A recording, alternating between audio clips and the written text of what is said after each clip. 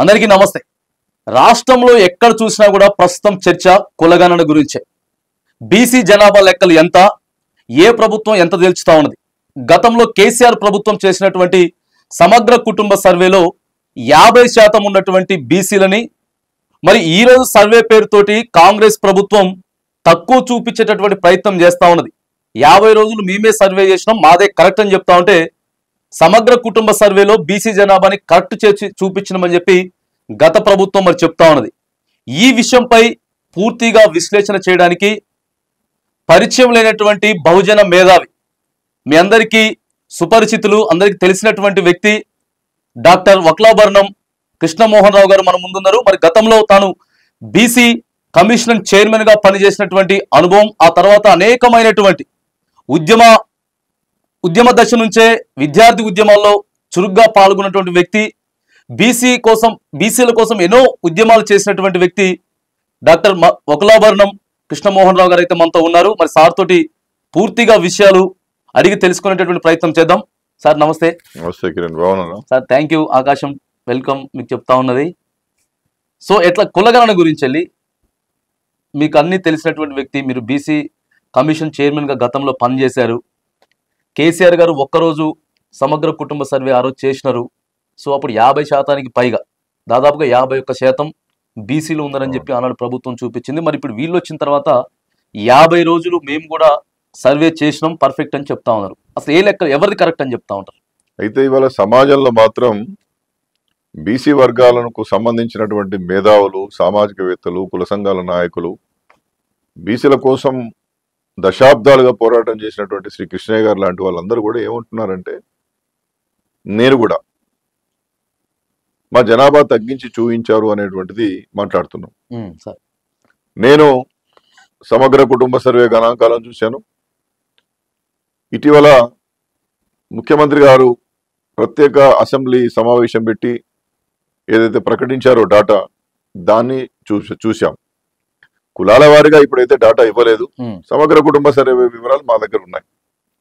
ఆ రోజు 51% పైగా బీసీలు ఉన్నట్టుగా 2014లో ఆనాడు బీఆర్ఎస్ ప్రభుత్వం తేల్చింది. ఇవాళ 46కి అది పడిపోయింది. ఒక 10% ముస్లిం బీసీలు అని చెప్తా ఉన్నారు. సరే, ముస్లిం బీసీలు, ముస్లిమేతర హిందువులు, ఇట్లా ఇవన్నీ చెప్పడానికి పెద్దగా అంత స్పెసిఫిక్ ఆ పదాలు వాడాల్సిన అవసరం లేదు. కానీ బీసీలు అనేటువంటి లార్జర్ ఆలోచనతో, విశాల దృక్పథంతో, వెనుకబడిన తరగతులు అనేటువంటి దృక్పథంతో మనం చూసినప్పుడు వీళ్ళు 46 అంటున్నారు, ఆనాడు 51 అన్నారు. ఆనాడు ఒక్క రోజులో 4 లక్షల మందిని పెట్టి ఆయన సమగ్ర కుటుంబ సర్వే చేయించాడు ముఖ్యమంత్రి. ఇవాళ వీరు 50 రోజులు చేశాడు, 1,00,000 మందిని పెట్టాడు. కొంతవరకు బాగానే తిరిగి ప్రయత్నం చేశారు. చాలా వివరాలు నామోదు కాలేదు. క్వశ్చన్ కొంత ఇబ్బందికరంగా ఉండడం ద్వారా వివరాలు ప్రజలు పెద్దగా ఇవ్వలేదు. దీన్ని చైతన్యవంతంగా, దీన్ని బాగా ప్రచారంలోకి, బహుళ ప్రచారంలోకి తీసుకురాకపోవడం ద్వారా ఎవరి పనులకు వాళ్ళు వెళ్ళిపోయారు. ఊళ్ళల్లో ఉండాల్సినటువంటి వాళ్ళ అవసరాలకు వేరే ప్రయాణాలు చేయాల్సి వచ్చింది. లేదా వలసలుగా ఉన్నటువంటి వాళ్ళు వేరే ప్రాంతాలలో ఉన్నారు. అవును, ఉన్నటువంటి వాళ్ళు కూడా వీళ్ళు అడిగే ప్రశ్నలకు సమాధానం చెప్పలేక కొంతమంది ఇవ్వలేదు. దాదాపుగా 56 ప్రశ్నలకు పైగా జనాలు భయపెట్టి చేసినట్టు అనిపించింది. ఇవ్వలేదు. ఆ విధంగానే వీళ్ళు ఇదే సాగుతోనే చాలా మంది వివరాలు నమోదు చేయడానికి కూడా ఎన్యుమరేటర్స్ మొరాయించారు అనేటువంటిది చాలా విమర్శలు ఉన్నాయి. ఓకే, ఇవన్నీ ఎప్పటికప్పుడు పరిష్కరిస్తూ రాష్ట్ర ప్రభుత్వం ముందుకు పోతే ఈ సమస్య ఉత్పన్నమయ్యేది కాదు. అందువల్ల ఏనాటికి ఆనాడు వచ్చినటువంటి సమస్యలను పరిష్కరించడంలో రాష్ట్ర ప్రభుత్వం యొక్క నిర్లక్ష్య ధోరణి కారణంగా ఇవాళ బీసీ, ఎస్సీ, ఎస్టీ, ఇతర అన్ని సామాజిక వర్గాల యొక్క లెక్కలు తగ్గిపోయినది అనేటువంటి విమర్శలను ప్రభుత్వం ఎదుర్కొంటున్నది. కాబట్టి ఆనాడిది సరైందా, ఈనాటిది సరైందా అంటే ఇక్కడ చాలా లోపాలు కల్పిస్తున్నాయి. ఒక రోజులోనే ఆయన ఆడ 51% తీసుకురాగలిగినాడు, 4 లక్షల మందిని పెట్టి చేయించాడు, బాగా ప్రచారం చేయగలిగిండు ఆనాటి కేసీఆర్ గారు. ఇవాళ ప్రచారం ఏమి లేదు వీళ్ళది. కులగానే ఎక్కడ స్టార్ట్ అయిందో తెలియదు, ఎప్పుడు స్టార్ట్ అయిందో తెలియదు, ఎప్పుడు వస్తారో తెలియదు, ఎప్పుడు రారో తెలియదు. ఒకవైపు పాఠశాలలు నడుస్తూ ఉంటే ఒక సగం పూట వచ్చి చేస్తారని చెప్పారు. కాబట్టి ఇవన్నీ సమస్యల్లో ఇవాళ మంచి ఉద్దేశంతో రాహుల్ గాంధీ గారి యొక్క దిశానిర్దేశం మేరకు రేవంత్ రెడ్డి గారు చేసినప్పటికీ దాన్ని సమర్థవంతంగా నిర్వహించకపోవడం ద్వారా ఆరోపణలు ఎదుర్కొంటున్నారు. అసలు ఇప్పుడు రాబోయేటటువంటి సర్పంచ్ ఎలక్షన్లైనా కనీసం వీళ్ళు ఇంప్లిమెంటేషన్ చేసేటటువంటి అవకాశం ఉందా? దానికోసం 42% ఎలక్షన్ లోకి వెళ్ళబోతా ఉన్నారు.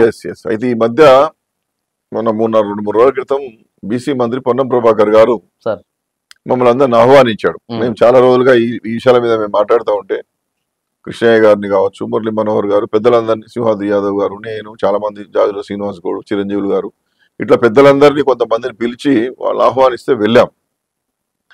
వెళ్ళినప్పుడు ఆయన ఎప్పటికప్పుడు మేము అనేక సమస్యలు పరిష్కరించినాం. ఇంత విజయవంతంగా సర్వే నిర్వహించినప్పుడు మీరు ఈ విధంగా మరి జనాభా తగ్గిందని చెప్పి మీరు చెప్తున్నారు.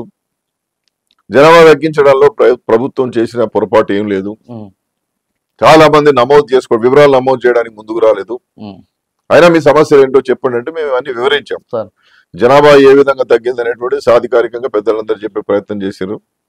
న్యాయపరమైన ఏ సమస్యలు ఉత్పన్నమైతే అనేటువంటిది నేను వ్యక్తం చేయడం జరిగింది. వెరసి మీరు బలహీన వర్గాలకు, రాష్ట్రంలో ఉన్నటువంటి ప్రజల మేలు కొరకు మీరు చేసినప్పుడు నేను చేసిందే కరెక్ట్ అనేటువంటి దాని మీద మీరు పట్టుబట్టి ఉండడం ద్వారా ప్రయోజనం లేదు. అందుకని ఎక్కడ మిస్సింగ్ అయిందో ఆ మిస్సింగ్ అయినటువంటి ఆ ఎన్యుమరేషన్ ఏదైతే మిగిలిపోయిందో మళ్ళీ నమోదు చేయండి, మళ్ళీ నమోదు కేంద్రాలను పెట్టండి, అడ్వర్టైజ్మెంట్స్ ఇచ్చి ప్రజలందరూ పాల్గొనేటట్టు చేయండి. 100% మీరు గణాంకాలు తీసుకురాగలిగితే ఇంకా ఎక్కువగా మీరు ఎఫెక్టివ్ గా సంక్షేమ పథకాలు అమలు చేయగలుగుతారు. లేదా మీరు స్థానిక సంస్థలో 42% ఇస్తా అన్నటువంటి దానికి జనాభా కూడా బాగా కరెక్ట్ గా ఉంటే ఈ జనాభాను పట్టుకొని న్యాయపరంగా, చట్టపరంగా మీరు పోరాడైనా ఈ వర్గాలకు మేలు చేయగలుగుతారని చెప్పి నేను చెప్పేదంతా చెప్పినాం. ఆయన ముఖ్యమంత్రి గారితో మాట్లాడతాం. మేము కేశవరావు గారు, మేమంటే ఆయన, మధు యాష్కి గారు, సురేష్ షెట్కర్ గారు, ఇట్లా కొంతమంది, వీర్ల శంకర్ గారు, వీళ్ళందరూ కూడా కొంతమంది ఎమ్మెల్యేలు, ఎంపీలు వీళ్ళందరూ ఉన్నారు. మేమంతా పోయి ముఖ్యమంత్రి గారితో మాట్లాడి ఈ సమస్యలన్నీ ఖచ్చితంగా మేము రెక్టిఫై చేస్తాం. మా ప్రభుత్వానికి ఒక చిత్తశుద్ధి ఉందనేటువంటిది పొన్నం ప్రభాకర్ గారు చెప్పే ప్రయత్నం చేసిండ్రు. అంటే మేము ఏవైతే లేవనెత్తినామో వాటి మీద కొంత ఆయన మాట్లాడాడు. మా సంశయాలన్నీ ఏమి నివృత్తి చేసే కార్యక్రమం ఏం జరగలేదు. కానీ పత్రికల్లో ఏంటంటే మీరు పోయినరు, మీకు ఉన్నటువంటి అనుమానాలన్నీ మంత్రి గారు నివృత్తి చేసినట్టు కదా, ఇక సమస్య పోయినట్టేనా అనేటువంటి విధంగా కూడా పబ్లిక్ మమ్మల్ని అడుగుతున్నారు. మేము సమస్యలు వారి దృష్టికి తీసుకుపోయినాం. ముఖ్యమంత్రి గారితో మాట్లాడి పరిష్కరిస్తా అంటున్నారు. పరిష్కారం కావాలని చెప్పి కోరుకుంటున్నాం. ఎందుకంటే రాజకీయాలకు అతీతంగా బీసీల యొక్క సర్వతోముఖాభివృద్ధి మా లక్ష్యం కాబట్టి ప్రభుత్వం అంత గొప్ప మనసుతో ముందుకొచ్చి ఇదంతా కూడా రెక్టిఫై చేస్తుందంటే మంచిదే కదా, కావాలని చెప్పి కూడా మేము కోరుకుంటున్నాం. అట్లా చేస్తే మేము ప్రభుత్వానికి అండగా ఉంటామని కూడా నేను అనడం జరిగింది. కాబట్టి ప్రభుత్వం ఏం చేస్తుంది, మేము నివేదించినటువంటి సమస్యలు ఎట్లా పరిష్కరిస్తుందో మనం కొంత వేచి చూడాల్సి ఉంది. గతంలో కేసీఆర్ గారి సమగ్ర కుటుంబ పాలన చూసుకుంటే ఇప్పటికి దాదాపుగా 20 లక్షల మందిని తక్కువ చేసి చూపిస్తా ఉన్నారు. బీసీని, ఓసీని ఎక్కువ చేసి చూపిస్తా ఉన్నారు, ఎస్సీని బీసీని తక్కువ చేసి చూపిస్తాం. దాని మీద ఏం చెప్తారు? అంటే 51% ఆ రోజు ఇతర సామాజిక వర్గాలు లేరు, మొత్తం ప్యూర్ బీసీలే. ఓకే, ఇతరు 46 హిందూ బీసీలని, 10% ముస్లిం బీసీలు అని చెప్తా ఉన్నారు. అవును, అప్పుడు 21లో ముస్లింలు ఉన్నారు. ఓకే, కాబట్టి ఆనాడు 21గా ఓసీలు కనిపించారు. ఓసీల అంటే అదర్ కమ్యూనిటీస్, అప్పర్ కమ్యూనిటీస్ అందరూ కూడా 21% ఉన్నారు. ఇవాళ 15% అని చెప్పి చూపిస్తున్నాడు. కాబట్టి ఆ ముస్లింలను సపరేట్ ముస్లిమ్స్ అని చూపించకుండా అది ఏది బీసీ ముస్లింలలోనే మాక్సిమం కవర్ అయిపోయారు. కాబట్టి అవును, ఇక్కడ 15% అయింది. అవును, 15% అక్కడ 21 ఆనాడు సమగ్ర కుటుంబ సర్వే 21లో ముస్లింలు కూడా కలిసి ఉన్నారు. అవును, ముస్లింలతో పాటు సిక్కులు, జైనులు, మిగతా వాళ్ళు కూడా కలిసినట్టు. ఇంకో విచిత్రకరమైన పరిస్థితి ఏంటంటే ఇప్పుడు జైనులు, సిక్కులు, మైనార్టీ క్రిస్టియన్లు చాలా తక్కువ సంఖ్యలో ఉంటారు. కాబట్టి మేము వాళ్ళని పెద్దగా గణన చేసే ప్రయత్నం చేయలేదు అనేటువంటిది ముఖ్యమంత్రి గారు అడ్మిట్ అయ్యారు. ఓకే, ఎవరైనా జనాభానే కదా, అవును, జైనులైనా, సిక్కులైనా, ఎవరైనా వాళ్ళు ఎట్లా బ్రతుకుతున్నారు, లింగ్విస్టిక్ మైనార్టీస్ కావచ్చు, వీళ్ళంతా ఎట్లా బ్రతుకుతున్నారు, వీళ్ళకి ఏం చర్యలు చేయాలి, మన రాష్ట్ర ప్రభుత్వం ఎట్లా వాళ్ళ ప్రగతి కారకంగా వాళ్లకు ముందు తీసుకుపోవాలనేటువంటి ఆలోచన ఉండాలి కదా.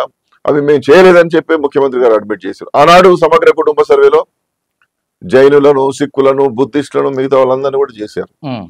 కాబట్టి ఆ రోజు చాలా స్పష్టమైనటువంటి కులమానాలతో చాలా సమన్వయంతో చేశారు. ఒక్క రోజైనా కానీ అందరికి సమన్వయం. అంతకుముందు ఒక 15-20 రోజుల ముందు ప్రచారం చేసిండ్రు. అందరు పాల్గొనేటట్టు చేయగలిగారు. ఆనాడు కూడా కొంతమంది పాల్గొనలేదు, అవును, కానీ వెరీ లిటిల్ బిట్. ఇవాళ మెజారిటీ ప్రజలు ఇక్కడ పాల్గొనలేదు, పాల్గొనడానికి సిద్ధపడ్డ వివరాలు ఇవ్వడానికి సిద్ధపడలేదు. అవును, దీన్ని సాకుగా తీసుకొని నేను ఇంతకుముందు చెప్పినట్టుగా సార్ ఈ ప్రజల నుండి వస్తున్నటువంటి ఏదైతే నిరసన ఉన్నదో, అవును, వివరాలు ఇచ్చేప్పుడు వాళ్ళు ఎట్లయితే అసహనాన్ని ప్రదర్శించారో దాన్ని ఆధారంగా తీసుకొని వీళ్ళు కూడా చాలా అపార్ట్మెంట్స్ కి వెళ్ళారు. నగరాలలో హైదరాబాద్ కూడా అసలే జరగలేదు. కులగణన పేరుతో అన్ని క్వశ్చన్స్ రేజ్ చేయడం రాష్ట్ర ప్రభుత్వానికి సరైన పద్ధతి అంటారు అసలు? అంటే వాళ్ళు సోషియో ఎకనామిక్ పొలిటికల్ సర్వే చేయాలనేటువంటిది ఉన్నది. అంత ఇన్డెప్త్ గా అవసరం లేకుండే వాళ్ళు చాలా డీటెయిల్డ్ గా పోయింది. ఇదే ముఖ్యమంత్రి గారు ఎమ్మెల్యే ఉన్నప్పుడు ఇదంతా సమగ్ర కుటుంబ సర్వేలు ఇవన్నీ ఎందుకు అడుగుతున్నారు, పిచ్చోళ్ళ మీరంతా, ఎవడో వచ్చి అటమైనడు వచ్చి వివరాలు అడిగితే ఎట్లా అని చెప్పి ఇదే ముఖ్యమంత్రి గారు విమర్శించారు. కానీ మరి ఇవాళ ఆయన్ని అంతకన్నా ఎక్కువ పెట్టిండు. ఇది చాలా మాధ్యమాల్లో మేము మాట్లాడుతున్నాం, అందరు ఇదే మాట్లాడుతున్నారు, చెప్పిందే చెప్పినట్టుగా అవుతున్నది. కానీ ఇవాళ బేచజాలకు పోయి టిఆర్ఎస్ ఎత్తి చూపింది, బీజేపీ ఎత్తి చూపింది, లేకపోతే కుల సంఘాలు ఎత్తి చూపిండ్రు, మేము తప్పు చేసినాం, నిజంగానే మేము అప్రమత్తంగా లేము, ఈ అప్రమత్తంగా లేమని చెప్పి అడ్మిట్ అయ్యి మా తప్పును మేమే ఎందుకు ఒప్పుకోవాలి, మేము చేసిందే కరెక్ట్ అనేటువంటి పద్ధతిలో పోయే ప్రయత్నం ముఖ్యమంత్రి గారు కానీ ప్రభుత్వం కానీ చేస్తున్నది. మంచి ఉద్దేశం మీకు ఉన్నప్పుడు, సోషల్ జస్టిస్ కాన్సెప్ట్ లో మీరు పోతున్నప్పుడు, రాహుల్ గాంధీ గారు రాజ్యాంగాన్ని పట్టుకొని తిరుగుతున్నప్పుడు, ఎక్కడ పోయినా కానీ మేము 50% క్యాబే తీసి పారిస్తాం బీసీలకు, ఎస్సీ ఎస్టీ బీసీలకు, అసలు ఈ వాట్ ఈస్ దిస్ విధింపేది 50% అనే క్యాప్ ఏంది, మేమా మళ్ళా కేంద్రంలో అధికారం కోసం తొలగిస్తామని చెప్పి అంత గొప్పగా మాట్లాడుతున్నప్పుడు, వారు మాట్లాడుతున్నటువంటి దానికి ఇక్కడ చేతులకు సంబంధం ఉండాలి. వారు ఇదివరకే ముఖ్యమంత్రి గారు చెప్పి, రాహుల్ గాంధీ గారు చెప్తున్నారు కాబట్టి నేను చేస్తున్నా, మా నాయకుడు ఏదో ఆదేశిస్తా చేస్తా అంటున్నాడు కాబట్టి వారు సామాజిక న్యాయం జరగాలనుకున్నారు, సమాజంలో ఉన్నటువంటి పేదరికాన్ని పారద్రోలాలనుకున్నారు. ఎందుకంటే గరీబీ హఠావో అనేటువంటిది ఇందిరాగాంధీ గారి స్లోగన్. కాబట్టి ఆ గరీబులను ఎట్లా అభివృద్ధి పదంలోకి తీసుకురావాలనేటువంటి దృక్పథం మాకున్నది అని చెప్పి రాహుల్ గాంధీ గారు పదే పదే చెబుతుంటారు. కాబట్టి మీరు చిత్తశుద్ధిగా ఇప్పటికైనా ముందుకు రావాలి. దీంట్లో ఏమున్నది, ప్రజలకు మేలు చేయడానికి మనము ఏదో తప్పు చేసినామని ఫీల్ అయ్యేదే ఉన్నది. మీరు దాన్ని సరిదిద్దుకొని మిస్సింగ్ అయినటువంటి వాటిల్లో మళ్ళా ఎన్యుమరేషన్ చేసి మళ్ళీ పర్ఫెక్ట్ శాతాన్ని తీసుకొచ్చి బీసీలకు ఇచ్చినటువంటి హామీలు నెరవేర్చుకున్నారనుకోండి, మీరే చరిత్రలో మిగులుతారు, మీకే గొప్ప పేరు వస్తుంది. తెలంగాణ రాష్ట్రం ఏర్పడిన తర్వాత అత్యంత శాస్త్రీయంగా ప్రమాణబద్ధంగా సర్వే చేసిన నా ముఖ్యమంత్రి ఎవరయ్యా అంటే రేవంత్ రెడ్డి చరిత్రలో మిగులుతారు. తెలంగాణ సోషల్ మీడియాలో ఎక్కువగా జరుగుతున్న చర్చ ఏంటంటే, అక్కడ రాహుల్ గాంధీ గారు ఒకటి చెప్తా ఉంటారు, ఖచ్చితంగా కనీసం ఆయన ఫేస్ ని గానీ ఆయన మాటను గానీ వీళ్ళు అసలు చూపించరు అనేది ప్రధానంగా నడుస్తుంది. ఎందుకని అట్లా వీళ్ళు కాంగ్రెస్ వాళ్ళంతా వీళ్ళకు ఏమైపోయింది, సమన్వయం లేదు. ముఖ్యమంత్రి గారు ఏం చేస్తారో మంత్రులకు తెలియదు, మంత్రులు ఏం చేస్తారో ముఖ్యమంత్రి తెలియదు, అక్కడ పిసిసి గాంధీ భవన్ ఏం జరుగుతుందో తెలియదు, అందరు కలిసినట్టే కనపడదు, మనకు ఎవరికెవరికి ఏం తెలియదు. ఈ సమన్వయం లేదు ఒకరి మధ్య ఒకరికి. ఒక డిపార్ట్మెంట్ లో జరుగుతున్న విషయమే ముఖ్యమంత్రి గారు తెలియదు అని అంటున్నారు చర్చ. ఎవరికి వాళ్ళు సీనియర్స్ కాబట్టి సర్వ స్వతంత్రంగా. ఇప్పుడు యూనియన్ క్యాబినెట్ ఎట్లుండదంటే, ఒకసారి యూనియన్ క్యాబినెట్ లో బడ్జెట్ అలొకేషన్స్ అయిపోయిన తర్వాత క్యాబినెట్ మినిస్టర్ స్వతంత్రంగా నిర్ణయాలు తీసుకోవచ్చు, దాని అలొకేషన్ ను చేసుకోవచ్చు, ఎప్పుడన్నా ప్రధానమంత్రి జోక్యం చేసుకుంటారు అన్నట్టుగానే ఇక్కడ సీనియర్ మినిస్టర్స్ అయిపోయారు, జూనియర్ చీఫ్ మినిస్టర్ అయ్యారు. కాబట్టి ఎవరికి వాళ్ళు స్వతంత్రంగా నిర్ణయాలు తీసుకుంటున్నారు, ఓలకోలకు సంబంధం లేదు. బట్టి గారు ఫైనాన్స్ డిపార్ట్మెంట్ అంతా స్వతంత్రంగా ముందుకు పోతున్నది, బాగా స్వేచ్ఛాపూరితంగా బట్టి గారి డిపార్ట్మెంట్ పోతుందని అంటుంటారు. అనేకమైన ఆరోపణలు కూడా వస్తున్నాయి. సరే, వాటి జోలికి నేను పోకుండా ఈ సమన్వయం కొరవడం ద్వారా బాధ్యతాయుతంగా ఇంత ప్రతిష్టాత్మకమైనటువంటి కార్యక్రమాన్ని నిర్వహించకపోవడం ద్వారా ఘనంగా ఆరంభించినవని మీరు చెప్పుకుంటున్నారు, కానీ దాన్ని పూర్తి చేసినామని చెప్పుకుంటున్నట్టు దశలో మిమ్మల్ని ప్రశంసించాల్సింది పోయి ప్రజలు మీ తీరును నిరసన వ్యక్తం చేస్తున్నారు. ఓహో, మాకు అన్యాయం చేసే ప్రయత్నం మీరు చేస్తున్నారు, మా గణన మీరు చేయకుండా పర్వాలేదు కానీ మా లెక్కలు తక్కువ అని చెప్పి చూపించి రేపు రిజర్వేషన్ ఎగ్గొట్టే ప్రయత్నం చేస్తున్నారని చెప్పి విమర్శిస్తున్నారు.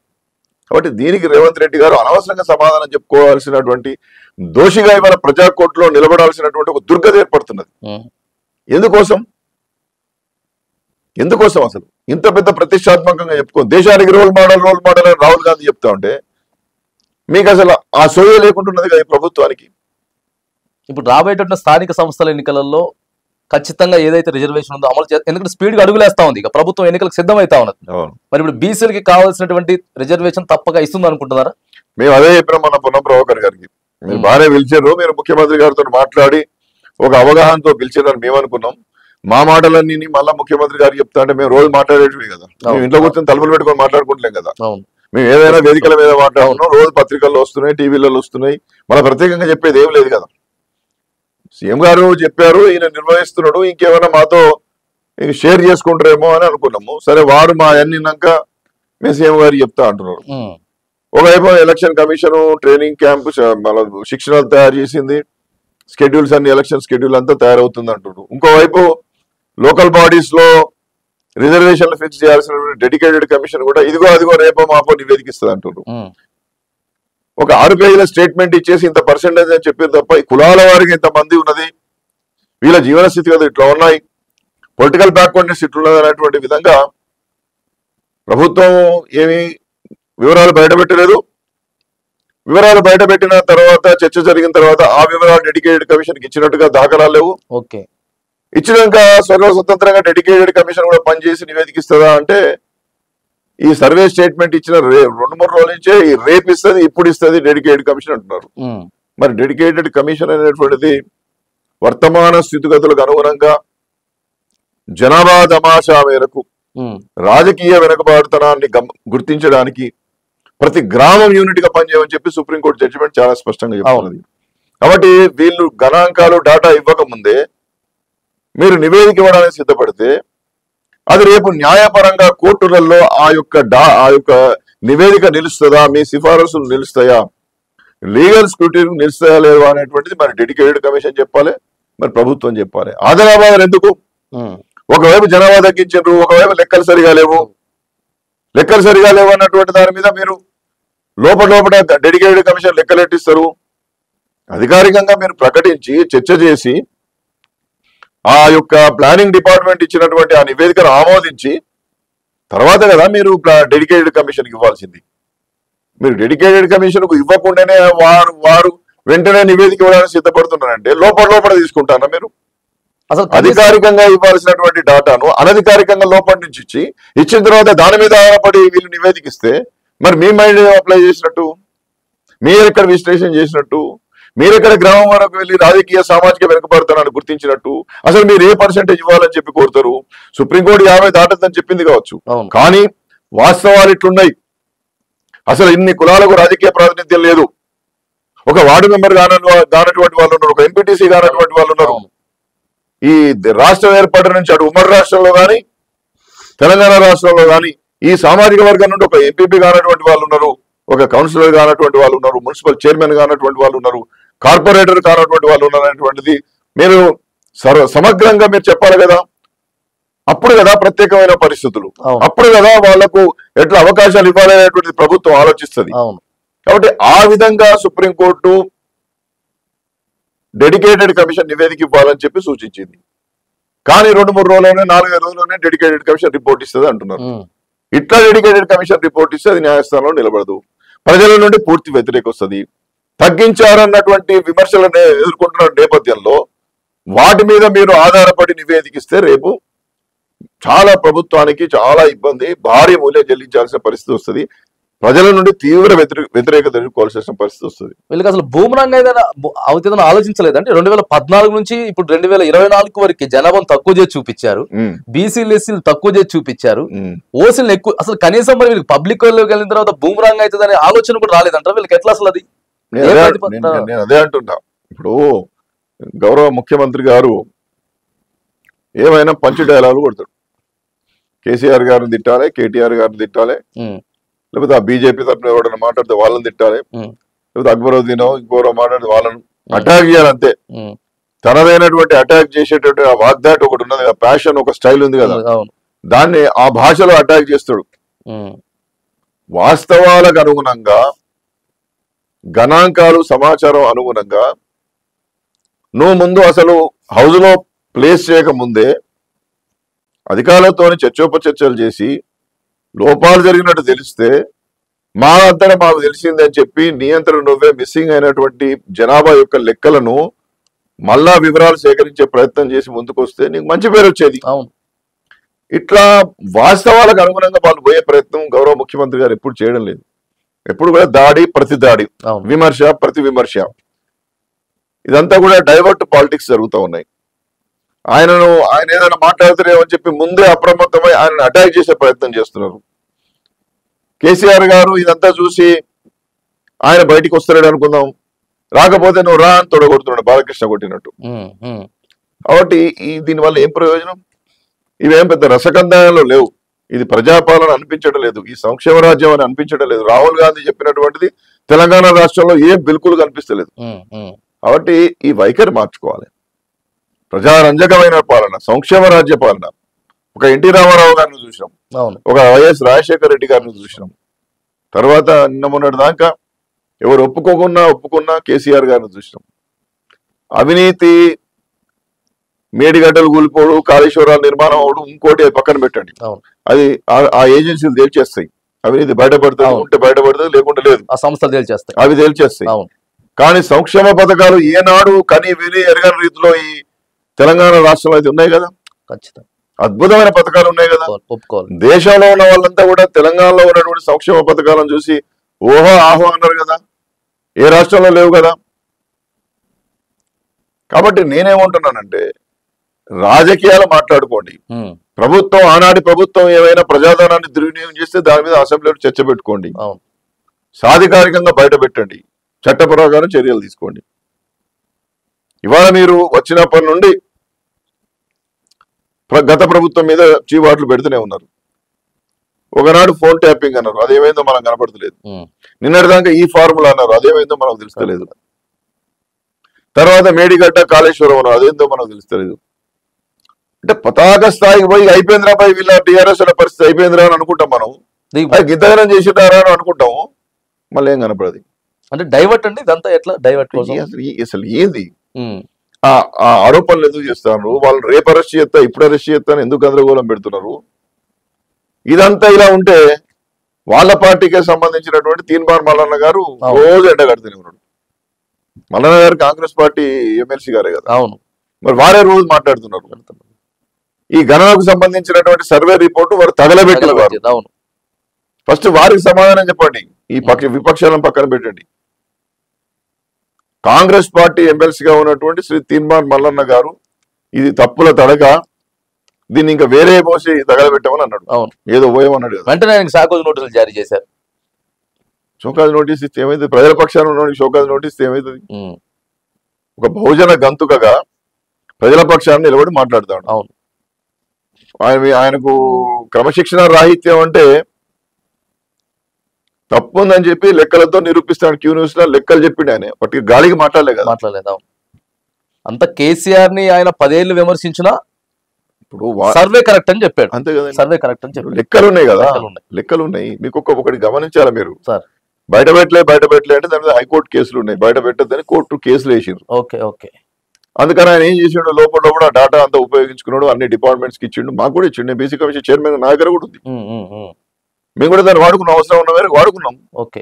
ఆయన సంక్షేమ పథకాలు పెట్టుకున్నాడు, దాన్ని రిపోర్ట్ రూపంలో పబ్లిష్ చేసుకొని దాన్ని ఎక్కడి వన్ అక్కడ ఇచ్చినప్పుడు లిమ్కా బుక్ ఆఫ్ రికార్డ్స్ వచ్చింది. ఆ సర్వే తీరుతెన్నులో అంటే ఒక్క రోజులోనే చేసిందని చెప్పి లిమ్కా బుక్ ఆఫ్ రికార్డ్స్ వాళ్ళు అవార్డు ఇచ్చారు. ఓకే. ఇంకేం కావాలి? పోనీ ఆ డాటా తప్పు, ఆ డేటా తప్పు అని చెప్పి సాధికారికంగా చెప్పడానికి మీరు చేసిన ఘనకార్యం ఏమనుంటే బయట పెట్టండి. ఏమున్నది? ఎలా తీసుకెళ్ళబోతున్నారు ఇంకా ఉద్యమాన్ని? ఎలా ఉధృతం చేయబోతా ఉన్నారు? తప్పనిసరిగా ఇవాళ మేము నిన్న ప్రభాకర్ గారితో, పొన్నం ప్రభాకర్ గారితో మాట్లాడినాం కదా, ముఖ్యమంత్రి గారితో మాట్లాడి మళ్ళీ మిస్సింగ్ దగ్గర రీసర్వే చేస్తారా, ఓకే, బహుళ ప్రచారం చేసి అందరు పాల్గొనే విధంగా ముందుకెళ్తారా, డెడికేటెడ్ కమిషన్ నుంచి త్వరితగతిన ఆగమేఘాల మీద రిపోర్ట్ తీసుకుంటారా, లేదా ఇవన్నీ కూడా పరిష్కరిస్తారా అనేటువంటిది మేము కొంతకాలం వేచి చూస్తాం. మా ఉద్యమం ఆగదు. నిన్న అశోక్ హోటల్లో బీసీ సంక్షేమ సంఘం తరఫున కృష్ణయ్య గారు పెద్ద మీటింగ్ పెట్టారు. రేపు మురళీ మనోహర్ గారి నాయకత్వంలో 12వ తేదీన చాలా పెద్ద కార్యక్రమం జరగబోతున్నది. మేము రోజు ఏదో ఒక కుల సంఘము పెడుతున్న కార్యక్రమాలకు మేము పోతూనే ఉన్నాం, సాధికారికంగా మేము మాట్లాడుతూనే ఉన్నాం. ఇప్పుడు చిరంజీవి గారు మాజీ ఐఏఎస్ అధికారి, మేధావుల ఫోరం చైర్మన్ గా వారు ఎప్పటికప్పుడు చాలా గణాంకాలతో వారు మాట్లాడుతూనే ఉన్నారు. కృష్ణయ్య గారు మాట్లాడుతూనే ఉన్నారు, మేము మాట్లాడుతూనే ఉన్నాం. నాకున్నటువంటి అనుభవంతో నేను చాలా సాధికారికంగా కూడా నేను మొన్న పొన్నం ప్రభాకర్ గారి సమక్షంలో చాలా కోర్టులు, కేసులు, సైటేషన్స్, సాధ్యాసాధ్యాల మీద చాలా అధికృతంగా మాట్లాడినాం. అక్కడ కేశవరావు గారు పెద్దలందరూ కూడా ఉన్నారు. కాబట్టి మనసు ఉంటే మార్గం ఉంటుంది, సంకల్పం ఉంటే బలం తానంతరం అదే వస్తుంది. నీకు సంకల్పమే లేదనుకో, నీకు చేయాలనే తపనే లేదనుకో, నువ్వేం చేయలేవు. కాబట్టి మీరు ఇప్పటికైనా కాంగ్రెస్ పార్టీ అనేటువంటిది ఏంటంటే కొంచెం పేదల పార్టీ, బడుగు బలహీన వర్గాలను మేలు చేసే పార్టీ అనేటువంటి గతంలో ఉండేది. మరి దానికి ఆ నిర్వచనం మారిపోయింది. కాబట్టి అట్లా చేయకండి మీరు. మన కొత్త పార్టీ వచ్చే అవకాశాలు ఉన్నాయా తెలంగాణలో? బీసీ చెప్పలేము, రావచ్చు. ఇప్పుడు బీసీలలో ఏకం చేసే కార్యక్రమం రేవంత్ రెడ్డి గారే చేశారు. ఓకే, ఎక్కడెక్కడ ఉన్నటువంటి మేమందరం అభిప్రాయ భేదాలు, భిన్న సిద్ధాంతం ఒకటే కావచ్చు, భిన్నాభిప్రాయాలు ఉన్నటువంటి మేమందరం ఒక్క తాటి మీదకి వస్తున్నాం. ఇక ఎన్ని రోజులు అడుక్కుందాం, ఈ ఎన్ని రోజులు వీళ్ళ మీద విమర్శలు చేసుకుంటుందాం, మనమే ఒక రాజకీయ వ్యవస్థ ఎందుకు నిర్మాణం కావద్దు అనేటువంటి చర్చ చాలా ప్రబలంగా వినబడుతున్నది. ఓకే, ఇప్పుడు తీర్మానం వల్ల అంటారు కూడా, అన్న నువ్వు పార్టీ పెట్టి అంటున్నారు. లేదా మురళీ మనోహర్ గారు పెద్దలంతా కూడా సిద్ధాంత భావజాల వ్యాప్తి చేస్తున్నప్పుడు సార్ పార్టీ కావాలని అడుగుతున్నారు. నాలాంటి వాళ్ళు మాట్లాడుతుంటే మీరందరూ ఒక రాజకీయ పార్టీ పెట్టి బీసీ ముఖ్యమంత్రి ఏమవుతుంది, మనమే సీట్లు ఇచ్చుకోవచ్చు కదా. ఇంతమంది మనం 60% ఉండి 8% వాళ్ళతో ఎందుకు వాళ్ళ సీట్లు అడుగుడు, నామినేటెడ్ పదవులు అడుగుడు, మా జనాభా పెంచు, మా జనాభా తగ్గి, మా గణన చేయని ఎందుకు అడుగుడు, ఇవన్నీ మనమే చేసుకుంటాం కదా. ఇంకెంతకాలం మనం వాళ్ళ కింద బతుకుతాం అనేటువంటి చర్చ కూడా జరుగుతున్నది. దీనికి కారణాన్ని చాలా సీరియస్ గా ఆలోచించాల్సినటువంటి అవసరం ఉంటుంది ప్రభుత్వం. మీరు ఎంతో కష్టపడి వాళ్ళ ముఖ్యమంత్రి అయ్యారు, మీరు ముఖ్యమంత్రి అయిన తర్వాత మీ మూలాలను మర్చిపోతున్నారు. మీరు అంత సామాన్యులతో సహజీవనం చేసి ఎదిగినటువంటి వ్యక్తి కదా, మూలాలను ఎందుకు మర్చిపోతున్నారు? కేవలం మరి ఈ బీసీ ఉద్యమం తోటి మీ జనాభా కోసం కేవలం ఒక్క వర్గాన్ని టార్గెట్ చేసి మాట్లాడుతా ఉంది అనేది కూడా వినపడుతున్నటువంటి చర్చ. సరే, మల్లన్న గారి మీద అంటున్నారు ఎప్పటికీ. ఇప్పుడు ఒక్కొక్కరు ఒక ప్యాషన్ లో మాట్లాడతారు. మల్లన్న గారు అట్లా మాట్లాడుతున్నారు, ఆ సందర్భం వేరు.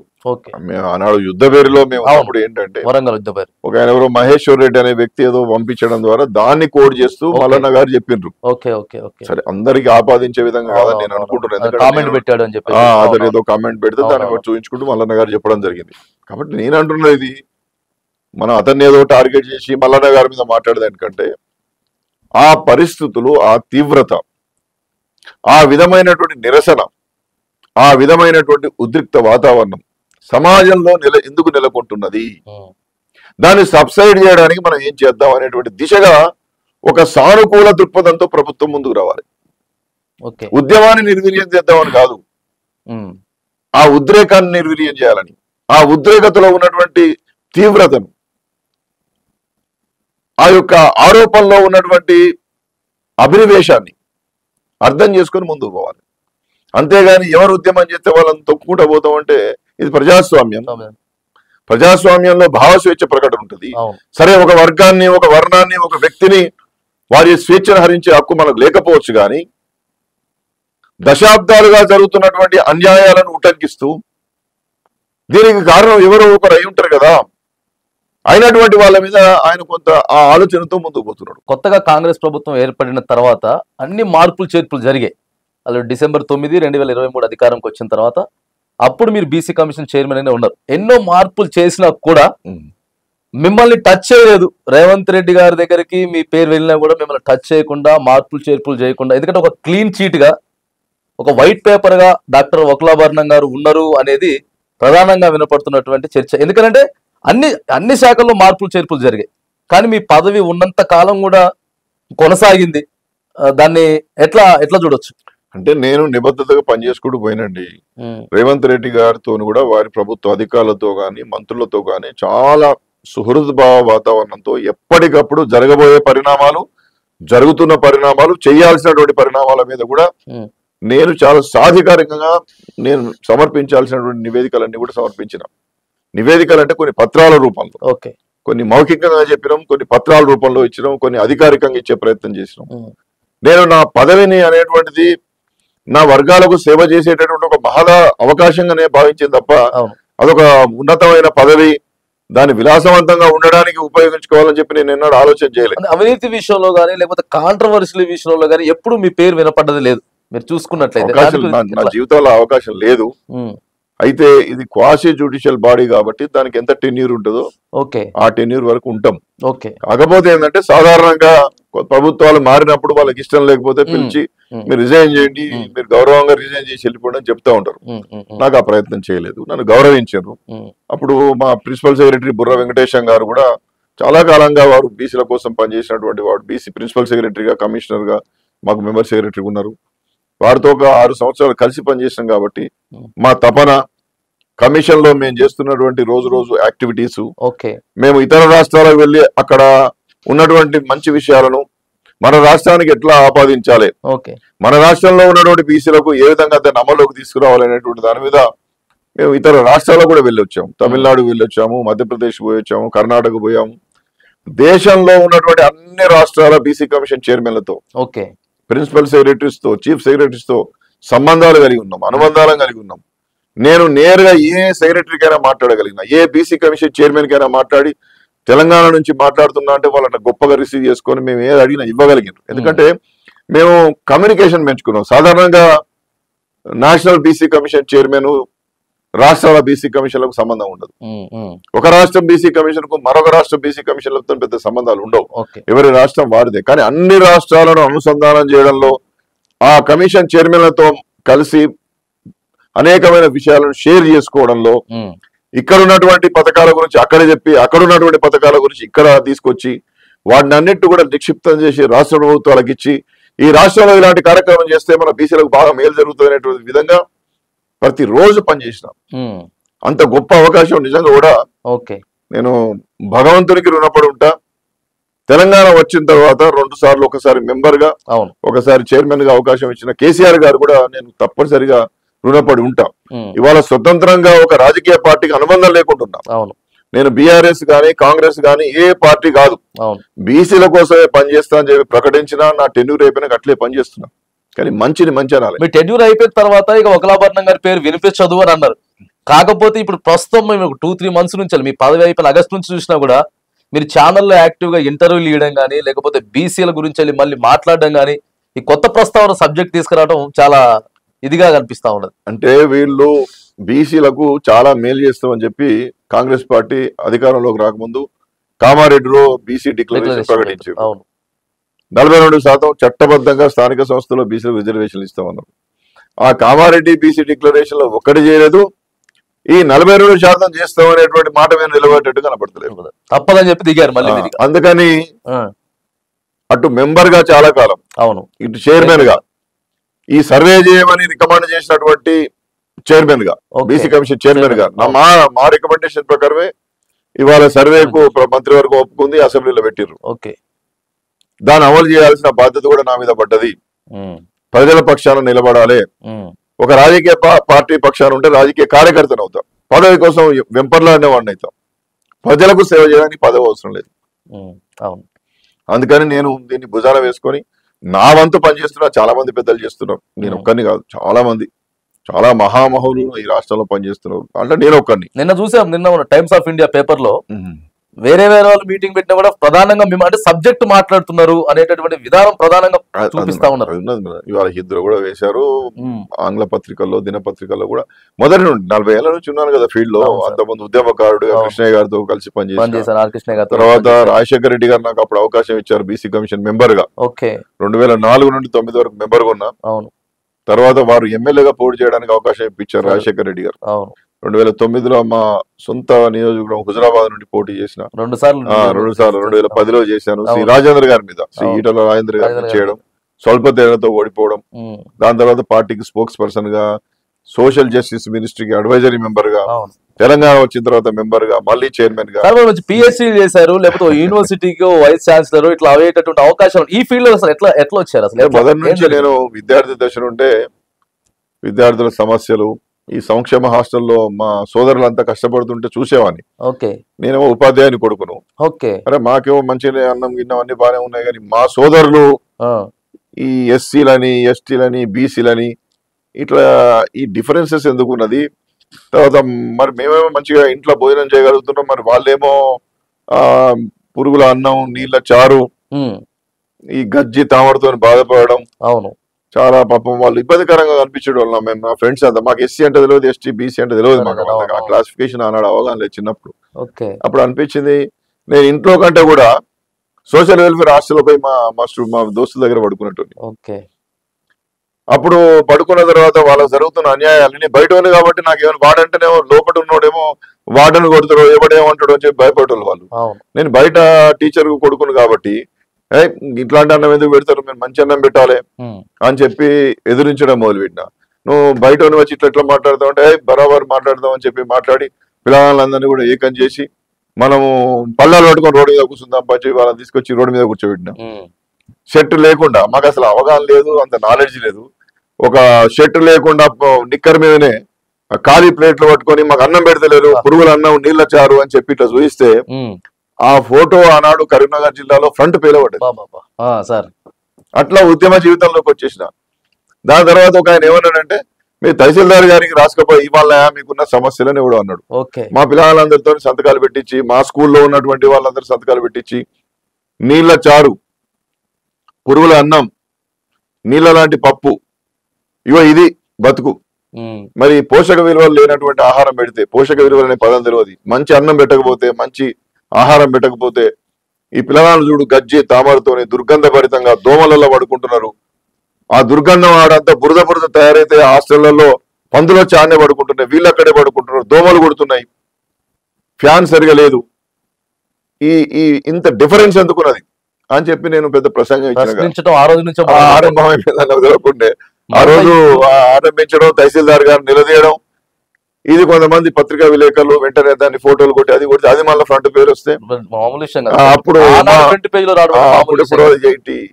నా జ్ఞాపకం లేదు, 83, 84లో 82, 83లో అప్పుడు మా జిల్లా కలెక్టర్ గారు హుజరాబాద్కి వచ్చారు.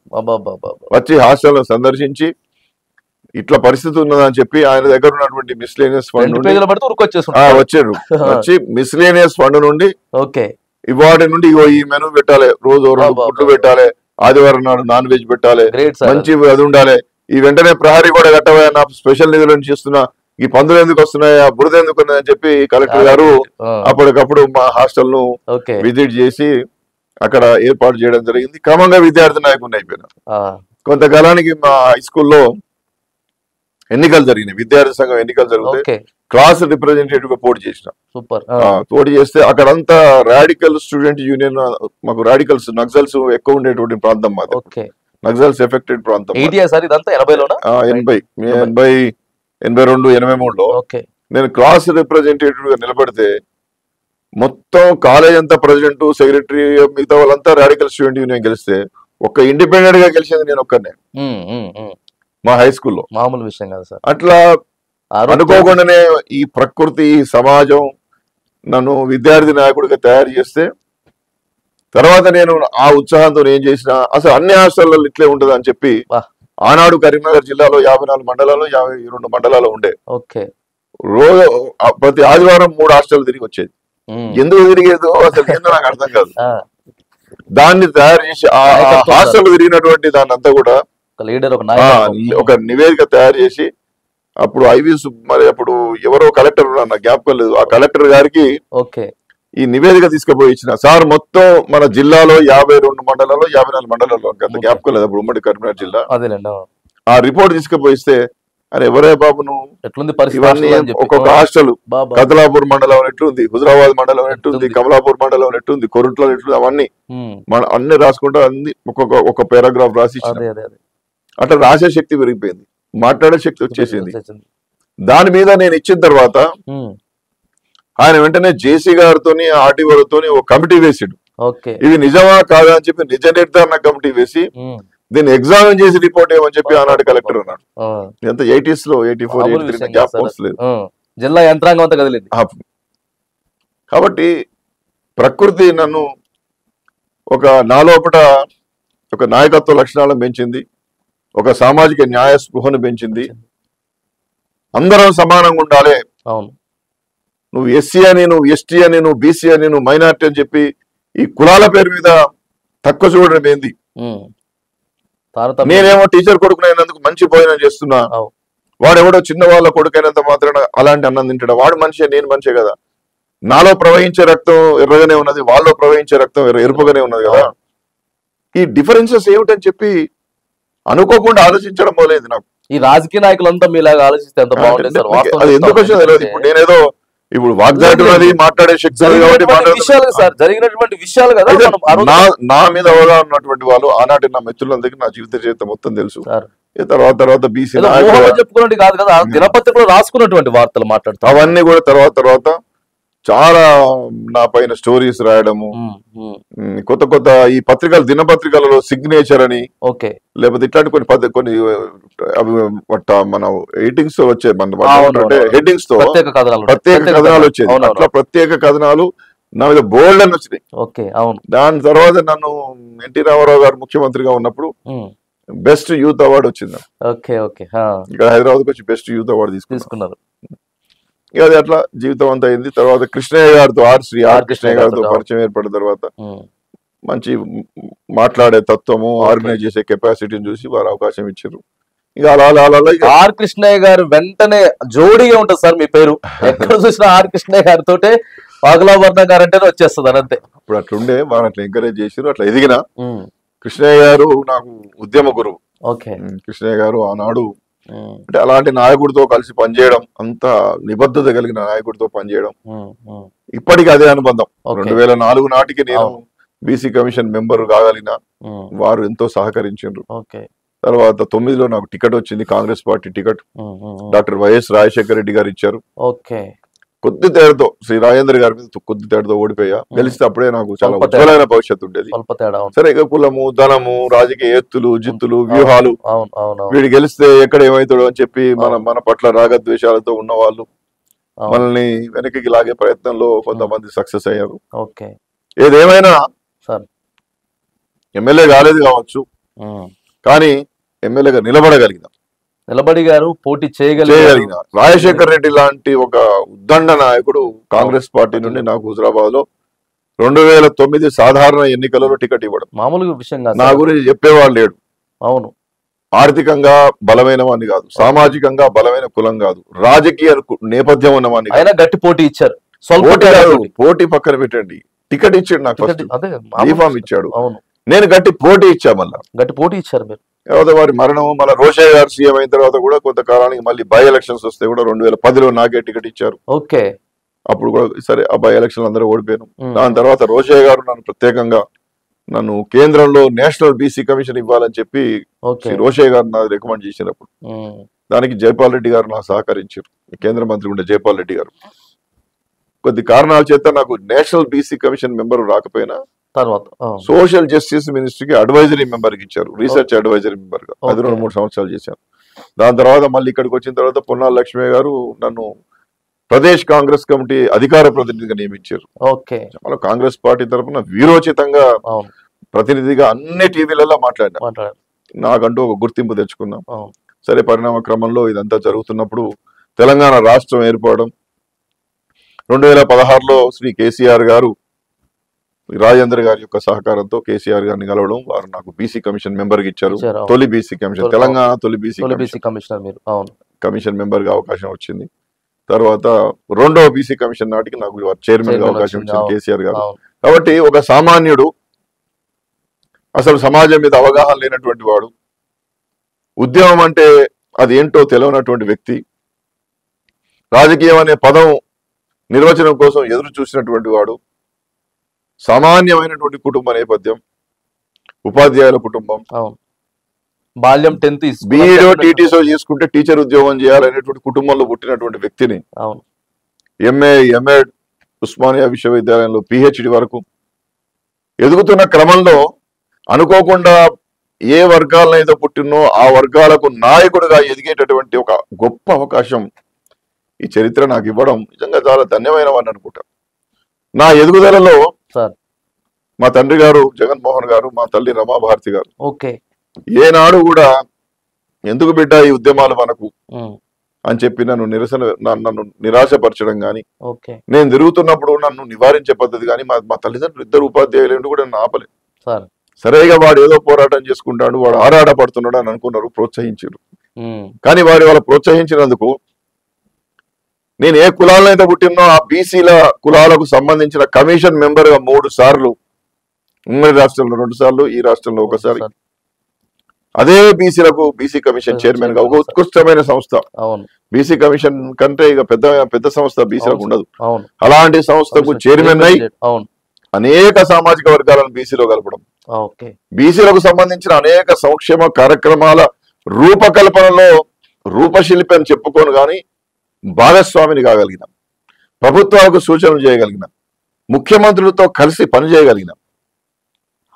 కేసీఆర్ గారు తలపెట్టినటువంటి సమగ్ర కుటుంబ సర్వేలో కూడా మీ పాత్ర ఎంతో ఉందని చెప్పేసి చెప్తా ఉంటారు. ఎందుకంటే అప్పటికి బీసీల కోసం చేయాలి, ఏదో ఒకటి చేయాలి, ఖచ్చితంగా జనాభా ప్రతిపాదికను చూడాలి అని చెప్పేసి మీరు అంటే ఆనాటి దానిలో కాదు కానీ మున్నటి ఇప్పుడు ఈ రేవంత్ రెడ్డి గారు ఏదైతే కులగణన చేసిండో దీనికి సంబంధించి నేను బీసీ కమిషన్ చైర్మన్ గా ఉన్నా కాబట్టి గవర్నమెంట్ ఏర్పడగానే సరే నేను గతంలో బీఆర్ఎస్ వాళ్ళు అపాయింట్ చేసింది కాబట్టి నేను ఉండన్నా లేదా, నన్ను రాజీనామా చేసి పొమ్మంటారా ఉండమంటారా అనేటువంటి అనవసరమైన ఈ మీమాంసలు పడకుండా అవకాశం ఉన్నది, వీళ్ళేదో గణన చేస్తా ఉన్నారు, ఎస్ అని చెప్పి బీసీ కమిషన్ ద్వారా మేము కూర్చొని చాలా సాధికారికంగా నివేదిక తయారు చేసి మీరు వెంటనే కులగణన చెయ్యండి అని చెప్పి నేను సిఫారసు చేయగలిగిన.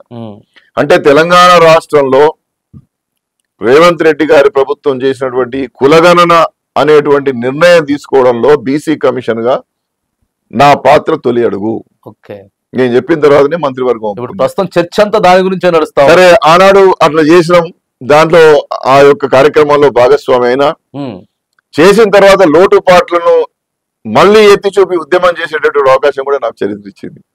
ఆనాడేమో సర్వే చేయమని చెప్పినా సర్వే లోపాలను ఎత్తి చూపుతూ నాయకుడు ఇవాళ మళ్ళీ అవకాశం ఇచ్చింది. కాబట్టి నిబద్ధతగా పనిచేసుకుంటూ పోతే పనిచేయాలని అనుకునేటువంటి వాడికి పదవి అవసరం లేదు, ప్రజలకు సేవ చేసేటటువంటి వాడికి పదవి అవసరం లేదు, పని చేసుకుంటూ పోతాను, సమాజం గుర్తిస్తున్నది. సార్ చెప్పండి, ప్రధానంగా ఈ బీసీ ఉద్యమం గురించి. బీసీలు నిలకడగా ఉండలేరు, ఉద్యమాన్ని ముందుకు తీసుకుపోలేరు, వాళ్ళ దగ్గర పైసలు ఉండవు అనేది కొన్ని వర్గాల నుంచి, ప్రధానంగా చెప్పాలంటే అగ్రవర్ణాల నుంచి కొద్దిగా వినపడుతున్నటువంటి చర్చ. దీని మీద ఏం చెప్తారు మీరు? ఇప్పుడు బలమైన ఉద్యమ నిర్మాణం జరుగుతున్నప్పుడు, ప్రజలలో చైతన్యం వస్తున్నప్పుడు, ప్రజలు హక్కుల కోసం అడగాలని చెప్పి కథన రంగంలోకి దూకుతున్నారని చెప్పి భావించినప్పుడు సమాజంలో నిరాశపరిచేటటువంటి మీరు ఏకంగారు అనేటువంటి మాట చెప్పడానికి వాళ్ళు కొన్ని కుయుక్తులు చేస్తారు. వాటి బారిన మనం పడాల్సిన అవసరం లేదు. వకులాభరణం కృష్ణమోహన్ అనే వ్యక్తి 2009లో హుజురాబాద్ లో ఎమ్మెల్యేగా నిలబడ్డ నాడు నా దగ్గర ఉన్న పైసలు చాలా తక్కువ. నా మీద పోటీ చేసినటువంటి రాజేంద్ర అన్న కోటీశ్వరుడు, నేను కుచేలుణ్ణి, ఆయన కుబేరుడు. కుబేరుని మీద కుచేలుడు ఓడించినంత పనిచేసాడు. కారణం ఏందయ్యా అంటే ఈ కృష్ణమోహన్ అనేటోడు పేదవాడు, ఈ కృష్ణమోహన్ అనేటోడు పేదవాళ్ళ కోసం పనిచేస్తాడు, ఈ కృష్ణమోహన్ అనేటోడు హక్కుల కోసం పోరాటం చేసిండు అనేటువంటి ఒక మంచి భావన సమాజంలో నా మీద ఉన్నది. కాబట్టి అందరూ రాష్ట్రంలో ఉన్న బీసీ సంఘాల నాయకులంతా హుజురాబాద్ వచ్చి పనిచేశారు. ఇవాళ బీసీలలో చైతన్యం పెరిగింది, బీసీ కులాలలో చైతన్యం పెరిగింది. మా ఓట్లు మేమే వేసుకుంటాం, మా రాజ్యం మేమే వేసుకుంటాం అనేటువంటి ఒక సంకల్పం పెరుగుతున్నది. మనం ఇప్పుడు ఏకం కాకపోతే ఇంకెప్పుడు ఏకం కాము అనేటువంటి ఒక నినాదం ప్రజల్లో బలంగా వస్తున్నది. కాబట్టి ఇవాళ అనవసరమైనటువంటి అనుచితమైనటువంటి ఆలోచన విధానాలతో కుట్రలు చేసేటటువంటి కుట్రలను భగ్నం చేయడానికి బీసీ జాతి ఏకమవుతున్నది. అందుకని ఇక ఏనాడో ఒకనాడు మీరు హెలికాప్టర్ ఎక్కినా కూడా చూడలేనటువంటి పరిస్థితి కనబడతా. ఏనాడో ఒకనాడు బీసీలంతా ఏకమవుతారు, రాజకీయ పార్టీ పెట్టుకుంటారు. హెలికాప్టర్ ఎక్కుడేందండి, హెలికాప్టర్ కొంటాం మేము. మా కిరణ్, మా సమ్మి, మనం అందరం కలిసి మనిషి 10 రూపాయలు వేసుకుంటే మన బీసీ పార్టీకి హెలికాప్టర్ వస్తుంది. మనం మనిషి 100 రూపాయలు వేసుకుంటే మన ఖర్చులను వెళ్ళిపోతాయి. నేనేమంటున్నానంటే నాకు ఓటేయడానికి నీకు నోటు ఇయ్యా, నాకు నువ్వే నోటు ఇయ్యాలి, నువ్వే ఓటు ఇయ్యాలి. ఒక నోటు ఒక ఓటేయి, నీ రాజ్యాన్ని నువ్వు ఏర్పాటు చేసుకో, నీ నాయకుడిని నువ్వు ఎన్నుకో. తర్వాత వాడు పని చేయకపోతే గల్లబట్టాడు. ప్రజాస్వామ్యం అంటే అదే కదా.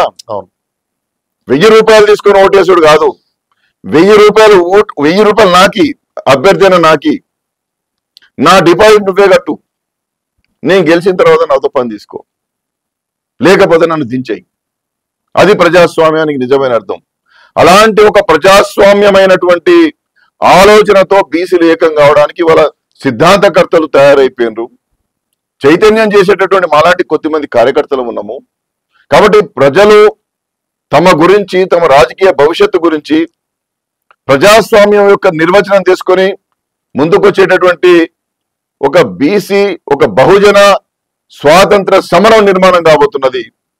ఇకపై ఈ కులాల కుంపట్లు, ఈ ఆధిపత్య కులాల కుంపట్లు, ఈ ఆధిపత్య కులాల యొక్క కుట్రలు భగ్నం చేసుకుంటూ, పటాపంచలు చేసుకుంటూ ఏకమయ్యే రోజు రాబోతున్నది. ఆ రోజు కోసం మా కిరణ్ లాంటి వాళ్ళు, మా ఆకాశం టీవీ ఎదురు చూడాలి. మీరు సపోర్ట్ ఇవ్వాలని చెప్పి నేను మనవి చేస్తున్నాం. సార్ చెప్పండి, మరి ఇప్పుడు 2028 ఎన్నికల్లో ఖచ్చితంగా బీసీ ముఖ్యమంత్రిని చూడబోతున్నావా? తప్పనిసరి. బీసీలు రాజకీయ పార్టీ పెట్టుకుంటారు, స్వచ్ఛందంగా తమ నాయకులను ఎన్నుకుంటారు. బీసీఏ ముఖ్యమంత్రి కాబోతున్నాడు. 75 ఏళ్ల స్వాతంత్రంలో జనాభాలో మనము దారిద్ర రేఖ దిగువన అనే ఒకటి అనుకుంటాం. దారిద్ర రేఖ దిగువన జనాభా పెరిగిపోయింది, అవినీతి పెరిగిపోయింది, అనేక మానవ సమూహాలు అంతరించిపోయినాయి. అడక తినే వాళ్ళు ఇప్పటికున్నారు. వాళ్ళు వివాహాలు చేసుకుంటుంటే, వాళ్ళు శుభకార్యాలు చేసుకుంటుంటే, వాళ్ళు పారేసినటువంటి అన్నం కోసం అక్కడ ఎదురు చూసి ఆ అన్నం తినడానికి పోటీ పడేటువంటి వాళ్ళ సంఖ్య పెరుగుతున్నది. దీనికి ఎవరు కారణం? ఇన్నాళ్ళు అధికారంలో ఉన్నటువంటి వాళ్ళు కాదా? ఇకపై అది చెల్లదు. సమానత్వం, సమానమైన వాటా, అందరికీ సంక్షేమ కార్యక్రమాలు, అందరికీ ఇల్లు, ప్రజాస్వామ్యంలో అందరికీ వాటా, ఆస్తిలో అందరికీ వాటా, ప్రభుత్వం ప్రజలది, ప్రభుత్వ ధనం ప్రజలది. ఈ నినాదంతో మేము ముందుకు పోతాం.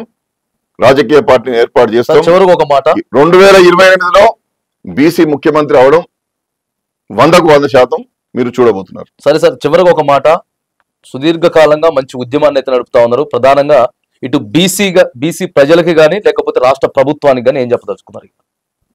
ప్రభుత్వానికి చెప్పేది ఏం లేదు, అన్ని మీకు తెలుసు. మేము లెక్కలు చేసి నువ్వు తగ్గించినవు, పెంచినవు అని చెప్పడం అవసరం లేదు. సమగ్ర కుటుంబ సర్వే లెక్కలు మీ దగ్గర ఉన్నాయి. ఓకే, అన్ని డిక్లరేషన్లు, ఎస్సీ, ఎస్టీ, బీసీ, మైనార్టీ డిక్లరేషన్లు మీరే చేశారు. డిక్లరేషన్ చూసి మీకు ఓటేసినాం. అవి నెరవేర్చే దిశగా మీరు ముందుకు వస్తలేరు. రాహుల్ గాంధీ గారు రాజ్యాంగం పట్టుకొని ఇదిగో రాజ్యాంగం అని తిరుగుతాడు. రాజ్యాంగం పట్టుకొని తిరుగుతాడు కాదు, రాజ్యాంగం సమానత్వాన్ని కోరింది. రాజ్యాంగం అందరికీ సమ వాటా ఇవ్వమన్నది. రాజ్యాంగం అందరికీ సామాజిక న్యాయం ఏమన్నది, రాజకీయ న్యాయం ఏమన్నది, ఆర్థిక న్యాయం ఏమన్నది, సాంస్కృతిక న్యాయం ఏమన్నది. ఈ రాజ్యాంగంలో ఏమున్నదో రాహుల్ గాంధీ నువ్వు చదువుకో ఫస్ట్. అది పట్టుకొని తిరుగుతా కాదు. ఆ సమానత్వం కోసం నువ్వు చేయగలిగితే నీ ప్రభుత్వం ఉంటుంది. ఆ సమానత్వం కోసం నువ్వు ముందుకొస్తే నీ పార్టీ జాతీయ స్థాయిలో నిలబడుతుంది. ఆయన్నే కాదు, ఎవరైనా ప్రజలను విస్మరిస్తే, ఎవరైనా మోసం చేయాలని చూస్తే కొంతకాలమే మోసం చేయగలుగుతారు. ఇవాళ దేశవ్యాప్తంగా మహాజనులు, బహుజనులు ఏకమవుతున్నారు. ఏకమై రాజ్యాధికారాన్ని కైవసం చేసుకునేటటువంటి దిశగా వెళ్తున్నారు. దీనికి నాంది ప్రస్తావనగా కొట్లాడి తెలంగాణ తెచ్చుకున్నటువంటి ప్రజలు ఇక్కడ సామాజిక న్యాయ ప్రభుత్వాన్ని ఏర్పాటు చేసుకోవడానికి సిద్ధపడుతున్నారు. 2028లో రాబోయేది సామాజిక న్యాయ ప్రభుత్వం, బీసీ ముఖ్యమంత్రి అనేటువంటి విషయాన్ని మరి ఒక్కసారి నేను కరాఖండిగా తెలియజేస్తూ, ఇంత మంచి ఒక సుహృద్భావ వాతావరణంలో మీ ఆకాశం టీవీ నా యొక్క మనోభావాలను రాష్ట్ర ప్రజానీకానికి, బహుజనులకు అందజేసేటటువంటి ఒక మంచి అవకాశం ఇచ్చినందుకు యాజమాన్యానికి మీకు హృదయపూర్వకమైనటువంటి ధన్యవాదాలు తెలియజేస్తాను. కృతజ్ఞతలు. Thank you so much sir. టీవీకి రావాలి, మళ్ళీ తర్వాత మిమ్మల్ని కూడా ఇంటర్వ్యూ చేయాలని చెప్పేసి మేము కూడా కోరుకుంటా ఉన్నాం. ఖచ్చితంగా బహుజన మేధావి అయినటువంటి డాక్టర్ ఓక్లాభరణం కృష్ణమోహన్ రావు గారు కులంకషంగా ప్రతి విషయం కూడా తను తొలి విద్యార్థి దశ నుంచి చేసినటువంటి ఉద్యమం నుంచి ఇగో ఈ రోజు వరకు చేస్తున్నటువంటి బీసీల ఉద్యమం ఏదైతే ఉందో ఆ యొక్క ప్రతి విషయంలో కూడా దాని ఒక మార్క్, తనకంటూ ఒక మార్కుని క్రియేట్ చేసుకున్నటువంటి ప్రత్యేకమైనటువంటి వ్యక్తిని ఈరోజు మనమైతే ప్రతి విషయం కూడా అడిగి తెలుసుకున్నాం. Thank you sir, thank you so much. మీ ఉద్యమం ఏదైతే ఉందో ఆ ఉద్యమం ఖచ్చితంగా మంచిగా ముందుకు వెళ్ళాలని చెప్పేసి మా ఆకాశం టీవీ తరపున కూడా కోరుకుంటా ఉన్నాం. Thank you very much.